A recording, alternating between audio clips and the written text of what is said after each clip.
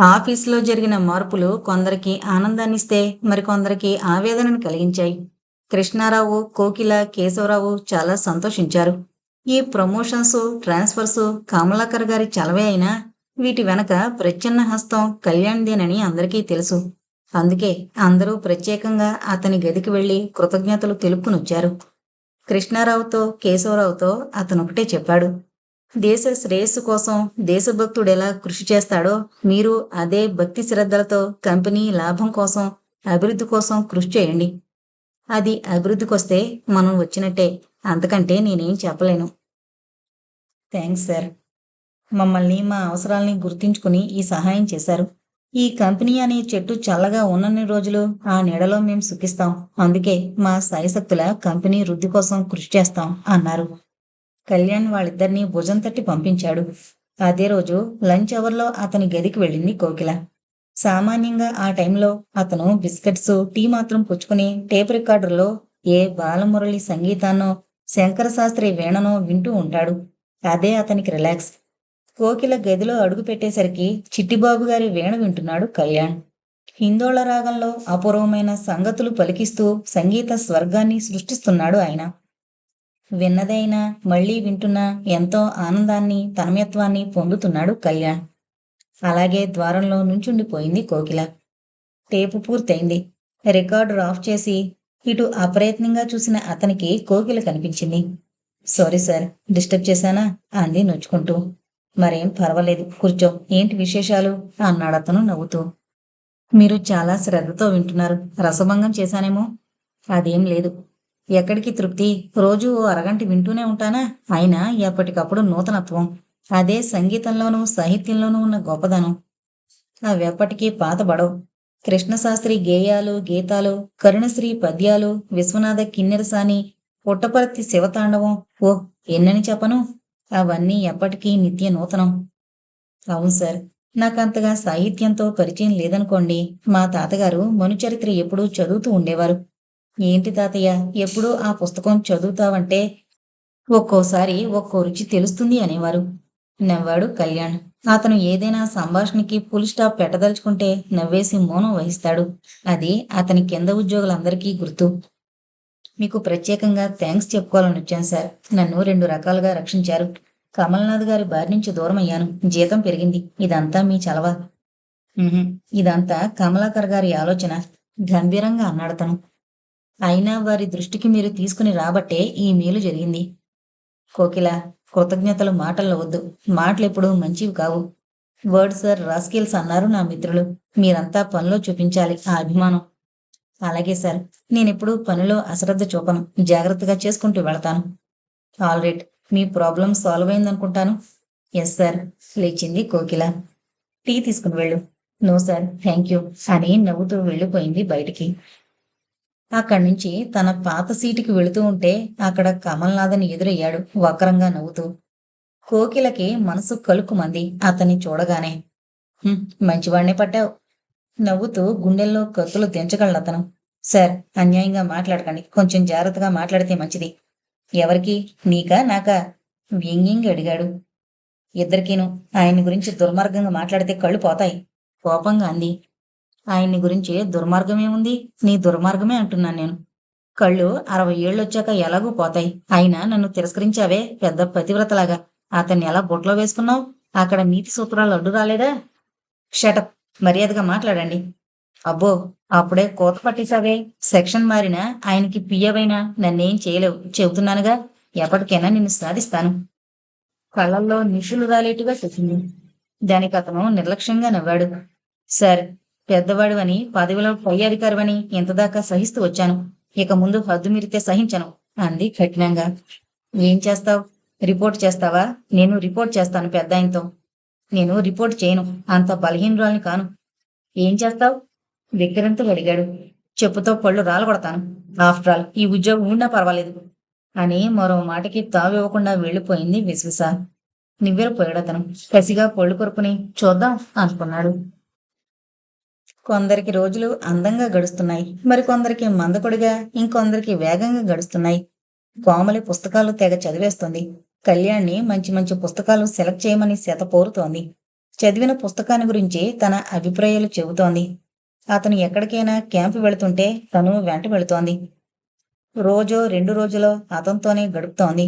ఆమెలో వస్తున్న చైతన్యాన్ని, మార్పుని గుర్తించిన కమలాకర్ గారు తృప్తిగా ఉన్నారు. ఆయన ఆరోగ్యం ఒక రోజున్నట్టు మరో రోజు ఉండడం లేదు. ఆయన వారాన్వేషణలో పడ్డాడు. పిల్లలకి పరీక్షలొచ్చాయి. ఎంఏకో, ఎంఎస్సీకో యూనివర్సిటీ ఎగ్జామ్స్‌కి ప్రిపేర్ అయినట్టుగా చదవసాగారు వాళ్ళు. క్రిస్మస్‌కి జరుగుతున్నందుకు యూనివర్సిటీ ప్రోగ్రాం పోస్ట్ పోన్ అయింది ఆఖరి క్షణాల్లో. కార్యక్రమానికి వస్తారనుకున్న మంత్రి గారు ఓ వారం రోజుల ముందుగా ప్రోగ్రాం క్యాన్సిల్ చేసుకున్నారు. అది ఆర్గనైజర్స్‌కి, స్కూల్ కమిటీకి, ప్రిన్సిపాల్‌కి మాత్రమే కాదు, పిల్లలకు కూడా చాలా నిరుత్సాహాన్ని కలిగించింది. అయినా మంత్రి గారి విషయంలో చేసేదేముంది? కమల పిల్లలతో, ఇంటి పనులతో సతమతమవుతోంది. ఎంత కృష్ణవేణమ్మ గారు వంట పని చూసుకున్నా మిగతా పని భారం ఆవిడికి తప్పడం లేదు. ఈ మధ్య ఎంత కాదనుకున్నా కళ్యాణ్ క్యాంపులు ఎక్కువయ్యాయి. బ్రాంచ్ ఆఫీస్ పని ఎక్కువగా తగులుతూ ఉండడం వల్ల ఎక్కువగా అక్కడికి వెళ్లాల్సి వస్తుంది. అంతేగాక ఈ మధ్య అతను మరో ప్రోడక్ట్ తయారు చేసేందుకు లైసెన్స్ తీసుకున్నాడు. దాని గురించి ఎక్కువగా అటు హైదరాబాద్కి లైసెన్స్ కోసం, ఇటు మద్రాస్కి టెక్నీషియన్స్ కోసం తిరగవలసి వచ్చింది. డిస్ట్రిబ్యూషన్ ఏర్పాట్లలో ముఖ్యమైన సెంటర్లు తిరగవలసి వచ్చింది. అతను క్యాంపుకి వెళ్ళిన రోజున ఏదో ఓ సమయంలో ఓ వ్యక్తి ఫోన్ చేసేవాడు. ఆ రోజు ఫోన్లో చెప్పినట్టుగానే కళ్యాణ్ గురించి చాలా చెడుగా చెప్పేవాడు. పేరు ఎంత అడిగినా చెప్పకుండా మీ మేలు కోరేవాణ్ణి అనేవాడు. మొదట మొదట కళ్యాణ్ క్యాంపుకి ఒకరోజు వెళ్ళొచ్చేవాడు. ఉదయమే వెళ్ళి సాయంకాలానికి తిరిగి వచ్చేవాడు. తర్వాత అది ఒక పూర్తి రోజుకి, ఆ తర్వాత తర్వాత 2 రోజులకి, తర్వాత 3 రోజులకి పెరిగింది. సోమ, మంగళ, బుధవారాలొస్తే అతను ఖచ్చితంగా క్యాంపులకి వెళ్ళాడన్నమాటే. ఇంట్లో చెప్పి కొన్ని రోజులు, చెప్పకుండా వెళ్ళి అక్కడి నుండి ట్రంకాలు చేసి కొన్ని రోజులు వెళ్ళేవాడు. ఏదైనా మొదట కొంత బాధగా ఉంటుంది. అలవాటుగా మారితే దుఃఖం కూడా అలవాటవుతుంది. కలరా తొలివరత షాకింగ్. అదే నెలల పర్యంతం స్వైర విహారం చేస్తే ఓ విధమైన నిర్లిప్తత, నిరాశ వచ్చేస్తాయి. అతను కమలని, పిల్లల్ని విడిచి ఉండలేడు.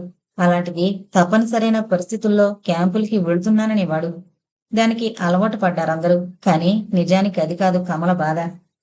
అతను క్యాంపుకి వెళ్ళిన రోజున ఎప్పుడో ఓసారి ఆ వ్యక్తి నుండి ఫోన్ వచ్చేది. కళ్యాణ్ క్యాంపుకి వెళ్ళాడంటే కమల గుండెలు దడదళ్లాడేవి. ఏ క్షణంలో ఫోన్ వస్తుందో, ఈసారి ఇంకేం కబురు చెబుతాడోనని భయం.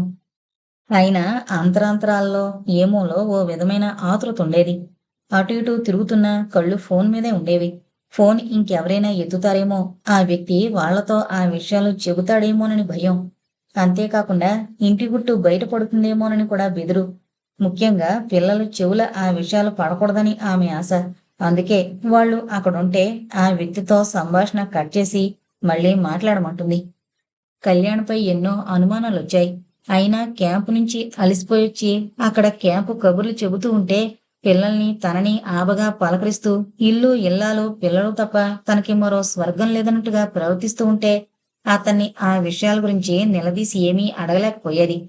ఇంత నిర్మలంగా, ఇంత స్వచ్ఛంగా, ఇంత ప్రేమగా ఉన్న వ్యక్తిలో ఆ లోపముందా?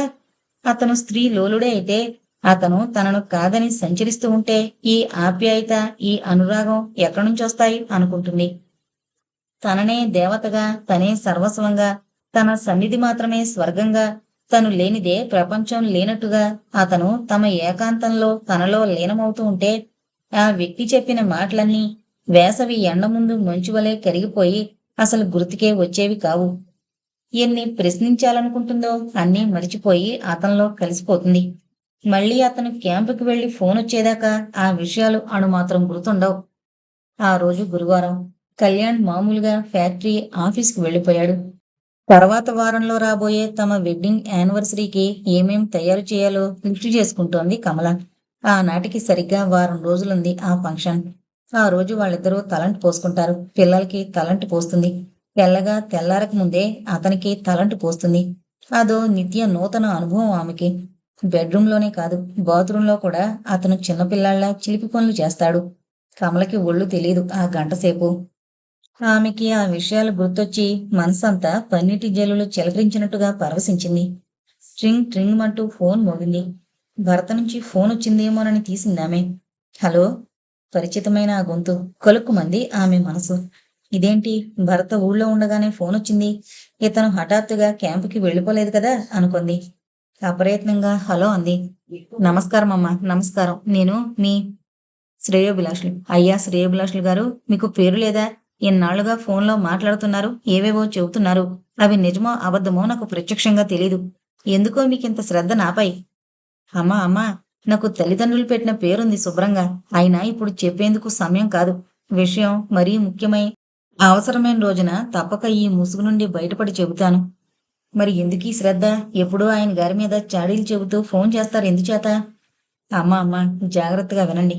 ఇన్నేళ్ళు మీకొక్కసారైనా ఫోన్ కొట్టానా? ఈ మధ్య ఏది ఈ మధ్య ఆయన గారు శ్రీకృష్ణ పరమాత్ములైపోయాక, అయ్యో వృద్ధిలోకొచ్చేవారు, మంచివారు, యోగ్యులు అని పేరు తెచ్చుకున్నవారు ఇలా చెడిపోతున్నారే అనే దుగ్ధతో, అయ్యో ఇంత మంచి కుటుంబం, ఇంత మంచివారు మీరు బాధలు పడతారే అని తపనతో ఫోన్ చేస్తున్నాను.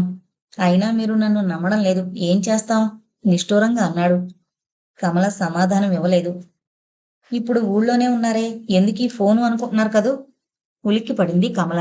అతను తన ఆలోచనలను చదివేసినందుకు. ఎన్నాళ్ళు ఊరేగుతూ వెంటేసుకుని వెళ్లేవారు.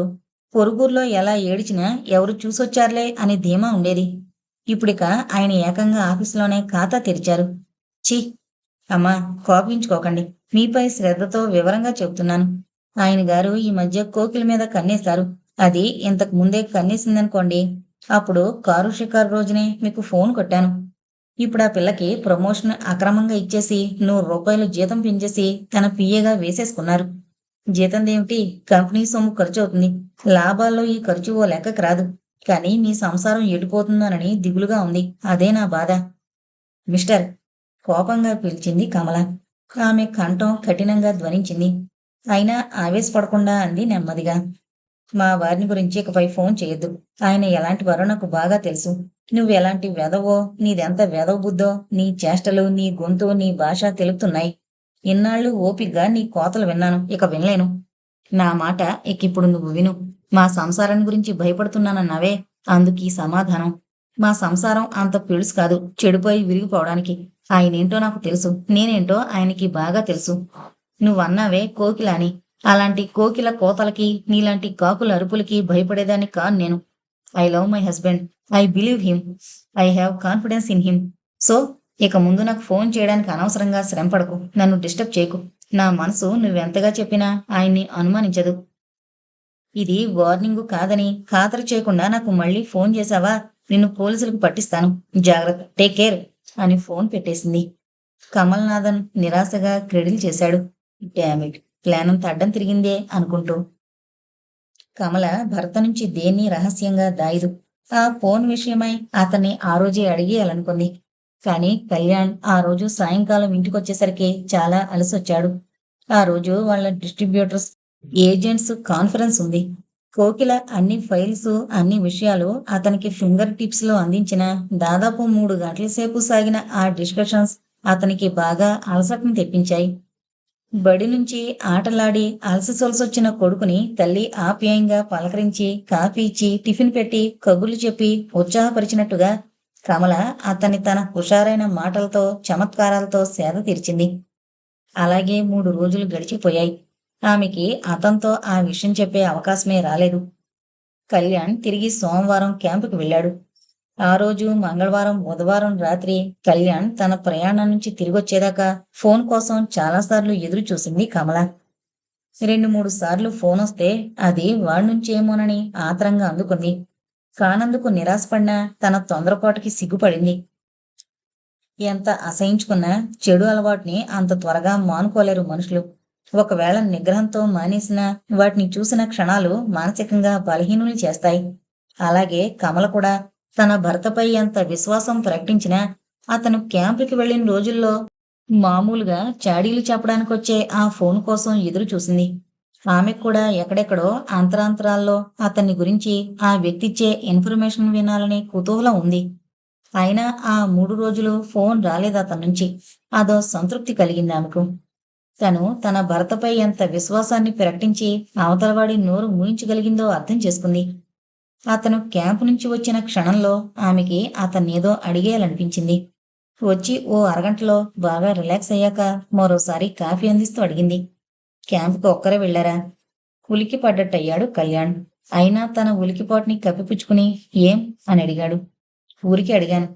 ఒక్కరే వెళతారా? ఎవరైనా తోడున్నారా అని. పని ఎక్కువగా ఉంటుందేమో కదూ. ఎవరూ తోడు రారు. క్లుప్తంగా అనేసి పేపర్ చూస్తూ ఉండిపోయాడతను. ఆమె తిరిగి రెట్టించి ప్రశ్నించలేదు. ఈసారి క్యాంప్ నుంచొస్తూ కంచిపట్టు చీర పట్టుకొచ్చాడు. నిజానికి ఆ చీర అందం వర్ణించడానికి రాదు. అంత అందంగా ఉంది. ఆ మాటకొస్తే ఆ సెలక్షన్ కోమలిది.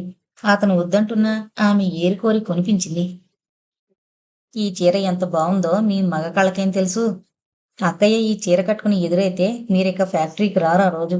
జన్మంతా తపస్సు చేసిన తర్వాత దేవి ప్రత్యక్షమైతే భక్తుడు ఆ దేవిని చూస్తూ ఉండిపోయినట్టుగా నిలిచిపోతారు. చూస్తుండండి. ఈ చీర ప్రజెంట్ చేసినందుకు అక్కయ్య మీకేం బహుమతిస్తుందో. ఆ చీర కమలకి అందించేటప్పుడు చప్పున అది కొంటున్నప్పుడు కోమలి అన్న మాటలు గుర్తుకొచ్చాయి అతనికి. ఆ చీరని చూడగానే కమల కళ్ళు మిలమిలా మెరిశాయి. చప్పున అందుకుని చూసింది. పొట్టుకుచ్చిలా మెత్తగా జారిపోతున్న ఆ చీర చాలా అందంగా ఉంది. ఈ చీర కట్టుకుంటే నువ్వు ఎలా ఉంటావో చూడాలనుంది అన్నాడతను. ఎలా ఉంటాను? నవ్వుతూ అడిగింది. అదే ఎలా ఉంటావ్? కొంటిగా అడిగాడు. చెప్పనా? రెప్పలు తాటిస్తూ అంది. "ఉమ్." పేదాలు బిగించి అడిగాడు. నేను నేనులా ఉంటాను తలాడిస్తూ అంది.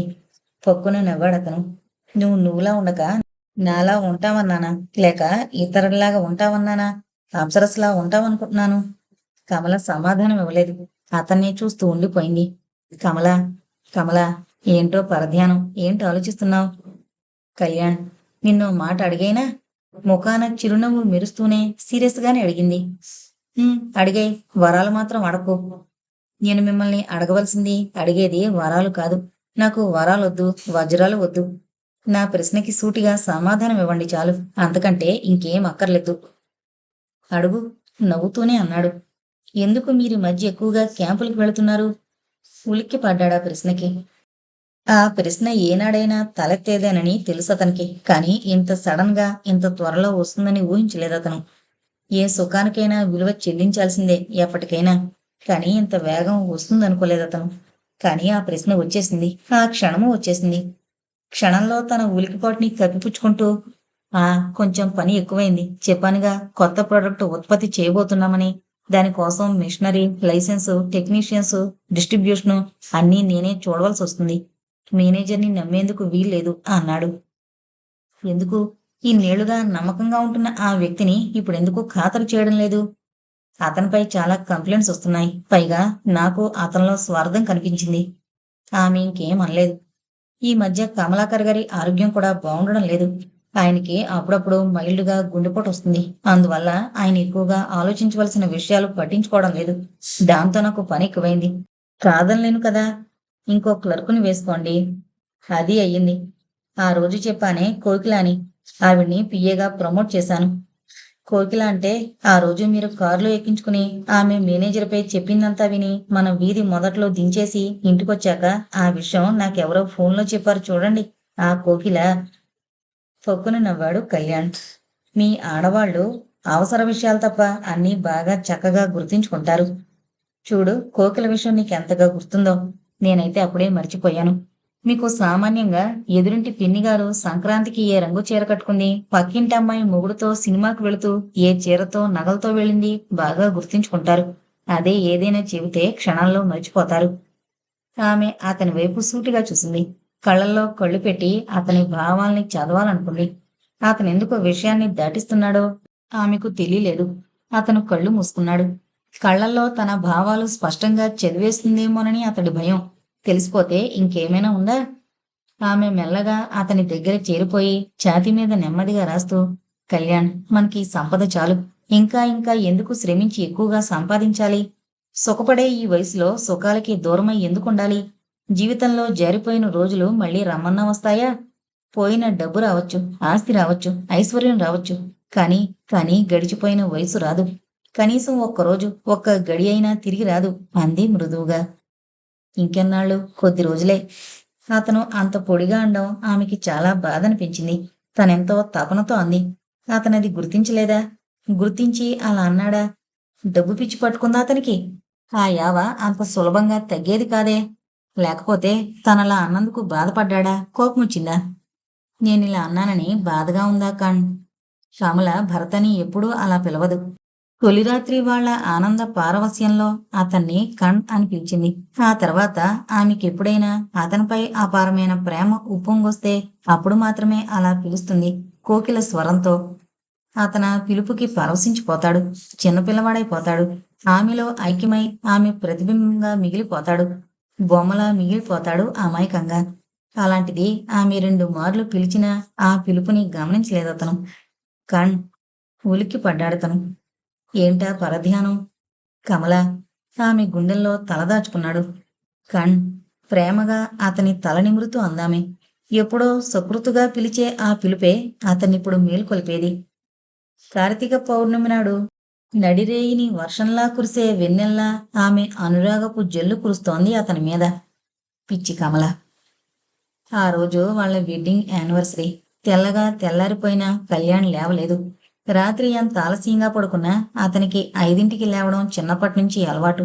అలాంటిది ఆరైనా ఇంకా నిద్రపోతున్న భర్తని చూసి ఆశ్చర్యపోయింది కమల. నిద్రమత్తుతో బరువెక్కిన గొంతుతో కళ్యాణ్ అంటూ పిలిచింది. ఆ కంఠం, ఆ పిలుపు ఆమెకే మధురంగా వీణా నాదంలా వినిపించాయి. కళ్ళు తెరిచి ఆబగా కమల ముఖం చూశాడు. బరువుగా ఒళ్ళు విరుచుకుని పొద్దున్నే దేవి దర్శనం అయింది. ఏం లాభం కలుగుతుందో, ఏ విజయం సిద్ధిస్తుందో, ఏ కోరిక ఫలిస్తుందో అన్నాడు చిరునవ్వుతో. ఏం కావాలి? కళ్ళు చిలిపిగా తాటిస్తూ అంది. అడిగింది లభిస్తుందా? లాభిస్తుందా? అయితే దేవిగారి కౌగిలి కావాలి, బిగి కౌగిలి కావాలి. పేదాలపై వేలేసుకుంది కమలం. తప్పు అన్నట్టుగా చూసింది. దేవిని అలాంటి కోరిక కోరచ్చా అన్నట్టుగా ధ్వనించింది. ఏం తప్పు కాదా స్వామి? మ్రోము తుమ్మెద చదవాలా? బావుంది పోలిక. నన్ను లేవనివ్వండి. ఈరోజు శుక్రవారం, తలంటి పోసుకుని పూజ చేసుకోవాలి. ముందు నన్ను పూజ చేయనివ్వు. మహానుభావ, మీకో దండం, నన్ను వదిలేయండి. నిన్ను వదిలేస్తే లోకం నన్ను మొహం మీద ఊస్తుంది. ఆ వదలడం కాదు, ఈ కౌగిలి వదలండి. కౌగిలి వదలమనే భార్య ఉంటుందా ఎక్కడైనా? నేనున్నానుగా. ఉన్నావు. కౌగిలి నిండుగా, కనువిందుగా. నీకు కావలసింది అదేగా. మరి వెళతానంటావేం? కొంటిగా అడిగాడు. వెళ్ళక ఉదయాన్నే ఏంటి మేళం? జోడు సన్నాయి మేళం, భార్యాభర్తల యుగళ గీతం. కవిత్వం వస్తున్నట్టుందే. కమల, నువ్వు ఎదురుగా ఉంటే నాకు నువ్వే కవిత్వం, నువ్వే జపం, నువ్వే ధ్యానం, నువ్వే స్నానం, నువ్వే అన్నం, సర్వం నువ్వే. ఎదురుగా లేకపోతేనో? తమాషా కన్నా ఆమె మనసులో ఆ వ్యక్తి ఫోన్ గుర్తుకొచ్చింది ఆ క్షణంలో. నీ వలపుల తలపులు అంతే. నమ్మమంటారా? నమ్మితే ఈ దాసుడి జన్మ ధన్యమవుతుంది. మీరు దాసులా? ఆహా, దేవి దాసుని, ప్రేమదాసుని. అంతేనా? సరే, సంతోషించాం. కానీ దేవిదాసులు మాత్రం కాకండి తమరు. చిత్తం. నన్నిక వెళ్ళనివ్వండి. ఇంత చెప్పాక కూడానా? ఆమె తమ్మిని స్పృశిస్తూ అన్నాడు. మీ నాలుక పదునైంది అంది దూరంగా జరుగుతూ. కమలా, అదిగో కీర్తి కదులుతోంది. తక్కువ కౌగిలొదిలి తిరిగి చూశాడు కళ్యాణ్. కీర్తి గాఢంగా నిద్రపోతోంది. హాయ్ దొంగ. పెదవి చిలిపిగా మడిచి ఆమెని ఒడిసి పట్టుకోబోయాడు. పకపకా నవ్వుతూ వెళ్ళబోయిందామె. కమలా, మళ్ళీ పగలు గడిచి పొద్దు కుంకుతుందిలేండి. అంతదాకా ఓపిక పట్టండి. పైగా ఈరోజు మన వెడ్డింగ్ యానివర్సరీ అంది నవ్వుతూ. దీనంగా చూశాడతను. వెడ్డింగ్ యానివర్సరీ రోజున పగలేంటి, రాత్రేంటి? ప్రేమకి సమయాలున్నాయా? వేళకొక రాగమూ లేదా అన్నారు. కానీ అనురాగం లేదా అనాలి. దగ్గరగా వచ్చింది కమల. వేగంగా లాక్కుని గాఢంగా ముద్దు పెట్టుకున్నాడు. సరిగ్గా ఆ సమయంలో మెలకు కాబోతున్న కీర్తి కదిలింది. కీర్తి కదులుతోంది. ఇక లేస్తోంది. కిరణ్ కూడా లేస్తాడు. వదలండి, నిజం అంది మెల్లగా, అతనికి మాత్రమే వినిపించేంతగా. ఉస్సురని వదిలేశాడు కళ్యాణ్. కమల బాత్రూం వైపు కదిలింది. నిద్రలేచిన కీర్తి నాన్న అంటూ వచ్చింది తండ్రి వద్దకి. అతని ఛాతిపై వాలిపోయి మెడని కౌగిలించుకుంది. అంతలో కిరణ్ కూడా లేచొచ్చాడు నాన్న అంటూ. ఇద్దరితో కాసేపు కబుర్లు చెప్పి నవ్వించి పదని స్కూల్కి వేళవుతుందని లేచి వాళ్లతో పాటే పెరట్లోకి నడిచాడు.